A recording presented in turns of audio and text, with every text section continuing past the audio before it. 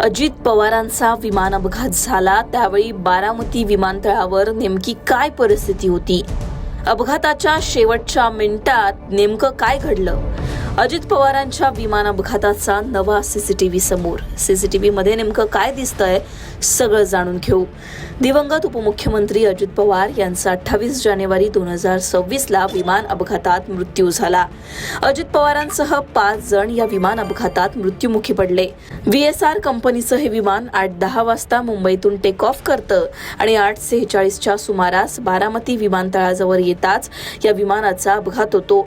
या अपघाताचा आता एक नवा सीसीटीव्ही समोर आलाय. आमदार रोहित पवार यांनी अजित पवारांच्या अपघातावर संशय उपस्थित करताना घेतलेल्या पत्रकार परिषदेत हा व्हिडिओ दाखवला होता. बारामती विमानतळ परिसरातला हा व्हिडिओत बारामती विमानतळावर त्या दिवशी धुकं असल्याचं दिसतंय. विमानतळाच्या धावपट्टीजवळ हे विमान लँडिंगसाठी जेव्हा येतं तेव्हा ते नियंत्रणाबाहेर गेल्याचं या व्हिडिओत दिसतंय.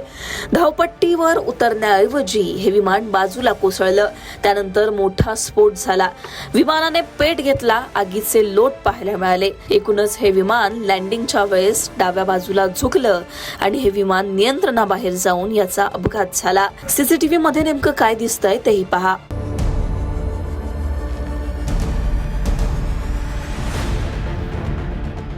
दरम्यान या नव्या सीसीटीव्ही आधी अजित पवारांच्या विमान अपघाताचा आणखीन एक सीसीटीव्ही समोर आला होता, ज्यामध्ये हे विमान डाव्या बाजूला झुकताना दिसतंय आणि या विमानाचा स्फोट झालेला दिसतोय.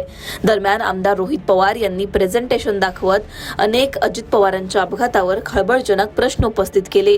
हा केवळ अपघात नसून घातपाताची शक्यता आहे असं म्हणत विमानाची तांत्रिक स्थिती, प्रत्यक्षदर्शींचे जबाब आणि उपलब्ध सीसीटीव्ही फुटेजच्या आधारे त्यांनी सरकारवर प्रश्नांची सरबत्ती केली. ग्रामपंचायतीच्या सीसीटीव्ही कॅमेऱ्यात कैद झालेल्या व्हिडिओमुळे या अपघाताचं गांभीर्य समोर आलं. जर हे फुटेज नसतं तर हा सामान्य अपघात म्हणून दुर्लक्षित केला गेला असता, असंही रोहित पवार म्हणाले.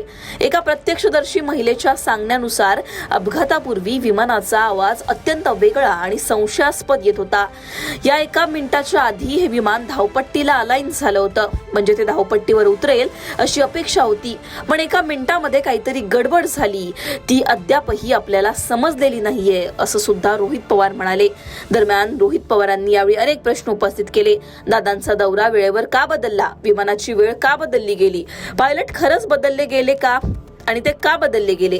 विजिबिलिटी कमी असताना सुद्धा टेक ऑफ का करण्यात आलं? जर टेक ऑफ पुण्याचे एअरपोर्ट बॅकअप पकडून केलं गेलं असेल तर लँड करण्याचा प्रयत्न का केला गेला? असे अनेक प्रश्न रोहित पवारांनी उपस्थित केलेत. दरम्यान या समोर आलेल्या नव्या सीसीटीव्ही मध्ये बारामती विमानतळावर त्या दिवशी दाट धुकं असल्याचं दिसतंय. तुम्हाला आणखीन काही प्रश्न असतील तर ते कमेंटमध्ये सांगा.